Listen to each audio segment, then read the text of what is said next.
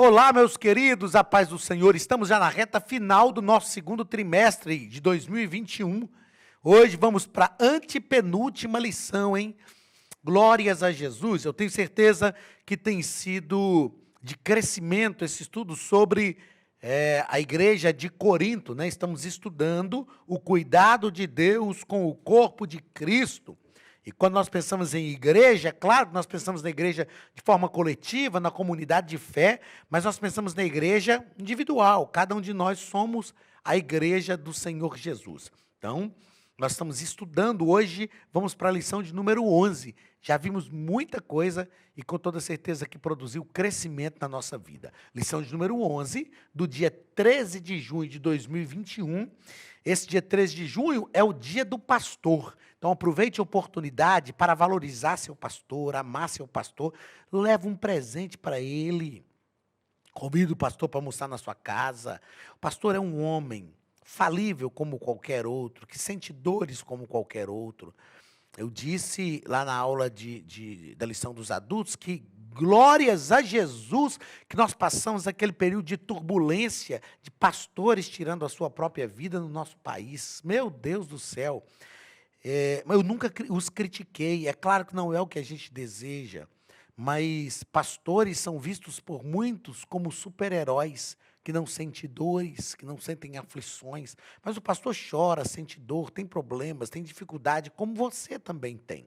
Aproveite a oportunidade deste dia, deste domingo do dia 13 de junho, que é o Dia Nacional do Pastor, dê um abraço no seu pastor, fale para ele o quanto ele é importante para você, como Deus o tem usado para abençoar a sua vida. Ele é o homem de Deus que Deus tem colocado sobre a tua vida para te ajudar, te direcionar, te auxiliar. Então, valorize o seu pastor, dê nele um abraço, dá um presente para ele também, tá bom? Deus te abençoe em nome de Jesus. E o título da nossa lição de número 11 é Paulo responde questões a respeito do casamento. Alguém pode perguntar, mas por que o comentarista vai tratar dessa questão de casamento numa revista de jovens? Primeiro, que Paulo trata dessa questão na igreja de Corinto. Então, é um ensinamento para nós. Mas os jovens, via de regra, não são casados, embora tenha alguns casados, né, que participam da classe de jovens. Aqueles que são casados vão aprender a se direcionar na vida conjugal. Aqueles que não são casados vão se preparar para fazer um casamento diante de Deus e, sobretudo, que às vezes nós esquecemos como crentes que o casamento é feito diante de Deus, mas o casamento é uma relação social também. É um relacionamento social. E às vezes os desajustes vêm por causa do relacionamento social e não por causa de questões espirituais. Então, quando nós vamos amadurecendo, vamos crescendo, vamos aprendendo sobre inteligência emocional, nós temos condições de gerir um casamento. Os conflitos vão ocorrer no casamento, mas a maturidade, esse amadurecimento e esse crescimento na administração das nossas emoções, que nós chamamos de inteligência emocional, vão nos dar um suporte para gerir melhor as dificuldades, os problemas que surgem no contexto do casamento. Tem gente que pensa, não, isso aqui o casamento é só a gente orar que resolve tudo. Oração tem que ser feita em tudo e em todo o tempo. Mas não se esqueça que o casamento é uma relação social. São dois seres humanos de sexo opostos que estão se relacionando. Tem que ser de sexo oposto, nós vamos tratar disso aqui. Mas o mundo hoje realmente está diferente. Eu estava dizendo esses dias para uma psicóloga, tem coisas que não dá para negociar na nossa fé. Né? O casamento heterossexual é algo que não dá para negociar. Nós não discriminamos de forma alguma, vamos falar isso já aqui no primeiro ponto, de forma alguma discriminamos as pessoas que querem assumir uma relação homossexual.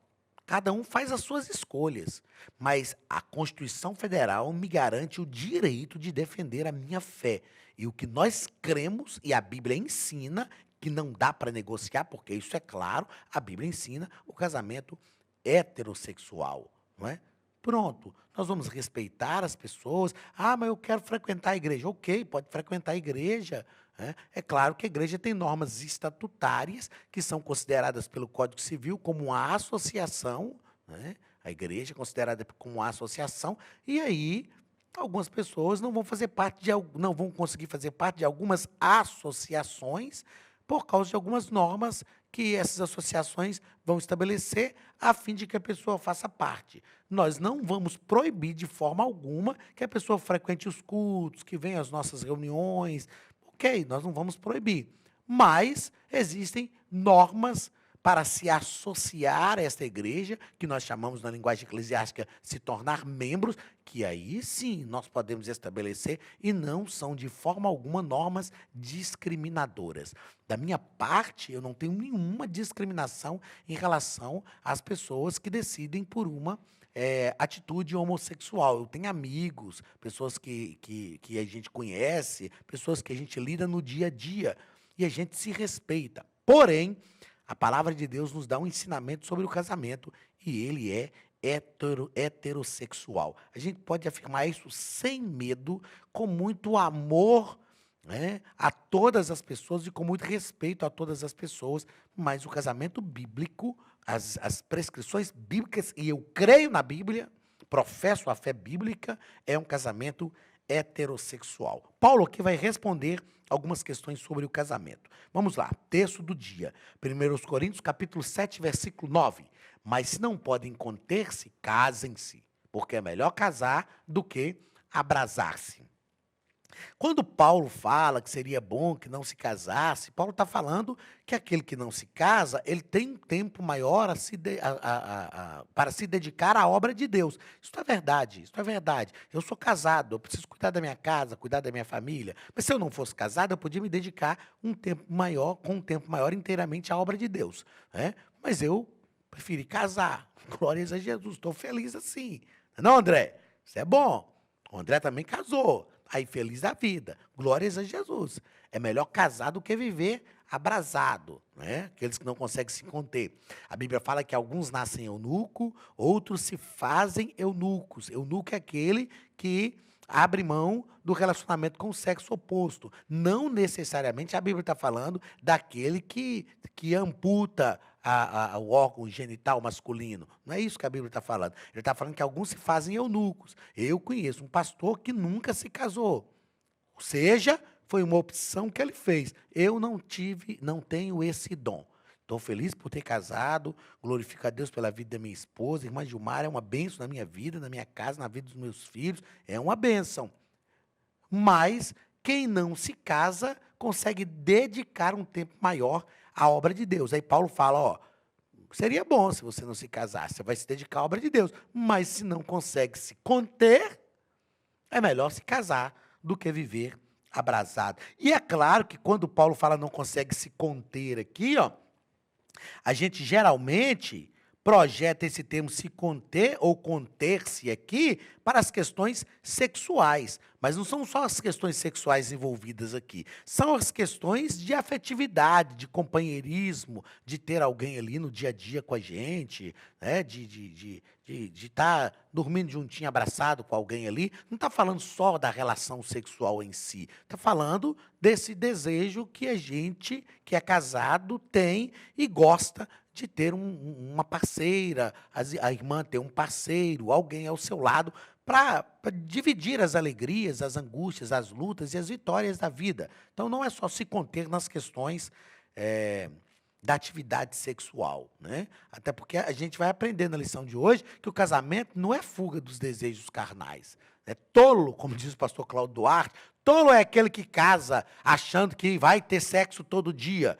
Né? Não é assim que as coisas funcionam. A gente que é casado sabe como é que é. É claro que a gente tem que manter uma atividade sexual no casamento, porque isso é inclusive saudável. Mas o casamento não é uma fuga desses desejos, né? Os desejos têm que ser controlados pelo domínio próprio, que é uma das virtudes do fruto do Espírito. Síntese da nossa lição. O casamento deve ser no Senhor. Olha, o casamento deve ser no Senhor, bem planejado e realizado de forma segura, para amenizar as dificuldades de uma vida a dois. Casamento é no Senhor, mas ele tem que ser bem planejado e realizado de forma segura. O problema é que às vezes as pessoas querem fazer o casamento no Senhor, mas não faz ele nem bem planejado e nem realizado de forma segura. Não se planeja, não se conhece, não se fala, não se expõe aquilo que pensa, aquilo que sente. E aí depois vai ter problemas. Olá, queridos alunos e alunas da Academia de Pregadores, que bom ter você conosco neste momento tão especial. Estamos aqui para apresentar a nova plataforma da Academia de Pregadores, que foi construída ao longo dos últimos meses com muito carinho, um grande investimento, para levar até você não somente um conteúdo de excelência, mas também tecnologia de ponta. Veja comigo. Os cursos estão organizados por trilhas na página principal. Aqui você encontra sugestões, lançamentos, temas específicos e outras categorias.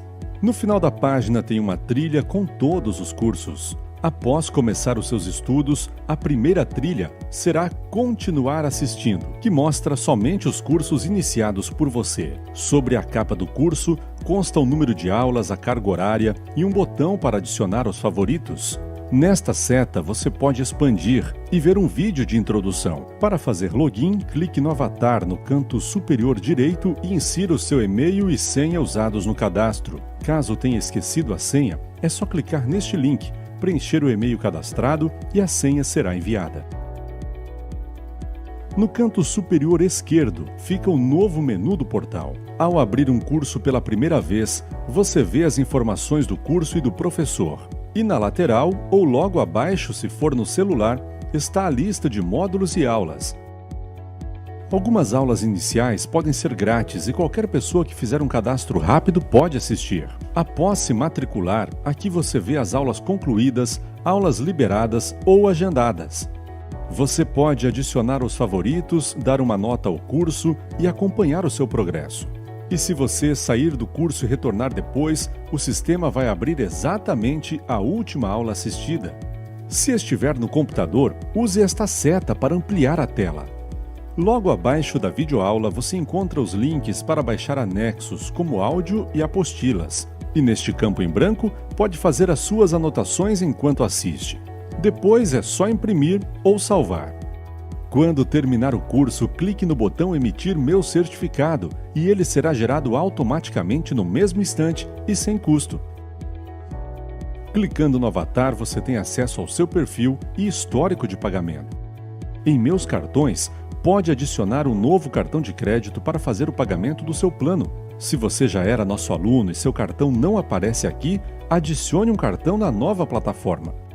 Então aproveite as novidades e clique em Assine Agora. Escolha um dos planos e tenha acesso a todos os cursos imediatamente. Venha para a Academia de Pregadores, a maior escola bíblica online do Brasil.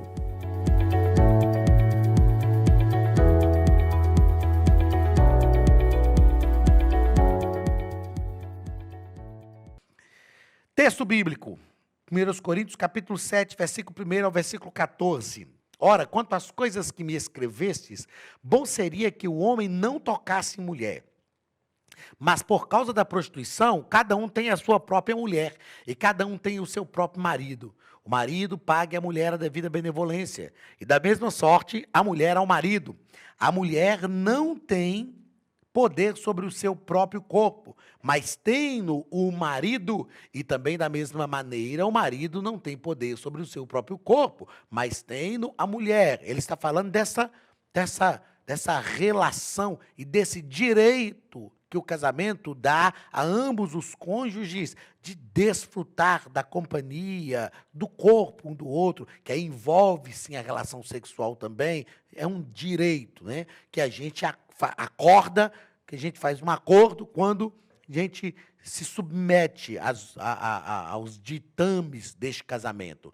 Não vos defraudeis um ao outro, senão por consentimento mútuo. Defraudar não suprir o desejo do outro. E ele fala, senão por consentimento mútuo.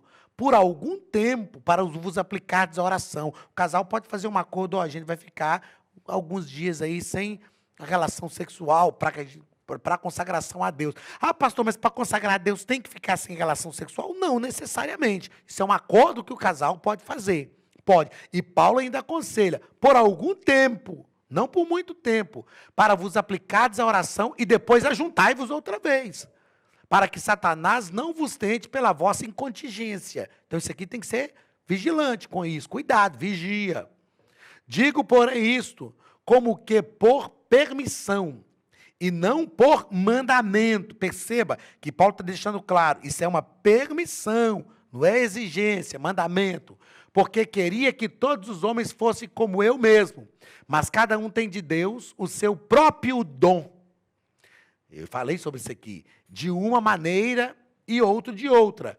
Digo, porém, aos solteiros e às viúvas, que lhes é bom se ficassem como eu. Como eu como? Solteiro ou viúvo? A gente não sabe, mas Paulo fala.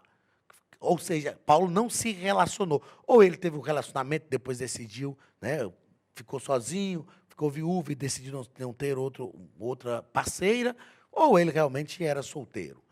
Mas se não podem conter-se, casem-se, porque é melhor casar do que abrasar-se. Todavia aos casados mando, não eu, mas o Senhor. Ele está dizendo, isso aqui é mandamento do Senhor. Que a mulher, se não a parte do marido, né, irmã? Não tem esse negócio de fazer greve, é isso que ele está falando. Se, porém, se apartar, que fique sem casar, aliás, aqui ele está falando do divórcio, né? Que fique sem casar, ou se reconcilie com o marido, e que o marido não deixe a mulher. Mas aos outros digo eu, não o Senhor, se algum irmão tem mulher descrente, e ela consente em habitar com ele, não a deixe. E se alguma mulher tem marido descrente e ele consente em habitar com ela, não o deixe, porque o marido descrente é santificado pela mulher, e a mulher descrente é santificada pelo marido. De outra sorte, os vossos filhos seriam imundos, mas agora são santos. As questões conjugais são sempre questões que exigem muito diálogo. E não tem como aqui, nesse ambiente de escola dominical, a gente discutir de forma profunda o caso. A gente sabe que, infelizmente, hoje a gente passa por questões de divórcio. E o ideal é que isso não acontecesse. Uma coisa é certa, eu e todos nós que lemos a Bíblia, somos contrários ao divórcio. Contrários ao divórcio. Restauração é o que Deus quer, mesmo no caso de uma traição. O ideal é que haja uma restauração, é que as coisas caminhem dentro de uma proposta bíblica. Agora, cada caso tem que ser analisado conforme o caso exige. A gente sabe que, na prática, hoje não tem como tapar o sol com a peneira, não tem como esconder isso. Na prática, hoje, nós vivemos numa comunidade de fé, a igreja, onde divórcios acontecem. Cada caso tem que ser analisado como o caso exige que seja. Mas o nosso posicionamento como igreja é ser contrários ao divórcio. O nosso comentarista, nos 3 pontos, ele vai, e como eu disse aqui na outra aula, nós vamos fazer uma passagem rápida, porque ao comentar o texto bíblico, nós já fomos comentando aqui a lição. O casamento é bom. Primeiro ponto, primeiro parágrafo, o relacionamento sexual é para o casamento heterossexual e monogâmico, um só cônjuge, já tratamos isso aqui. Segundo, Paulo recomenda o casamento, ele recomenda, já falamos disso aqui também.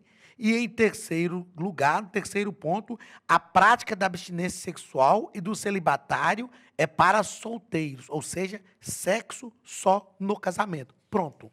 E no casamento, quando se abstém, é de comum acordo e faz isso de forma rápida. Mas o sexo isso aqui é outro fator bíblico que é inegociável. Ah, mas é tão bom, então deixa para o casamento. Sexo é no casamento. Não dá para negociar isso aqui. Ah, mas eu quero ter relação sexual com meu namorado, com a minha namorada. Ok, é uma escolha que você vai fazer. Uma escolha que você vai fazer. Contrária à palavra de Deus. O que a palavra de Deus ensina é que o sexo é no casamento. E pronto. Segundo ponto, a indissolubilidade do casamento. O ideal original do casamento. Eu falei agora há pouco aqui. Casamento indissolúvel. Divórcio não deveria acontecer de forma alguma. E cada caso tem que ser analisado conforme o caso exige. Segundo parágrafo do segundo ponto, casamento com descrentes antes da conversão, não é? Antes da conversão, que depois da conversão a gente não há que se falar em julgo desigual, em unir-se a julgo desigual. Então o casamento pode acontecer e, como Paulo disse, um se converte e outro não. Então, se aquele que não é convertido resolve ficar, que fique. E um cônjuge vai ser santificado pelo outro. A mulher pode ganhar o marido e o marido ganhar a mulher. Desde que a norma, nós estamos falando de ideal aqui, como eu disse, não dá para negociar isso. Nós estamos falando daquilo que é ideal, cada caso é um caso, mas aqui é o ideal. O casamento com descrentes é antes da conversão. Depois da conversão, não.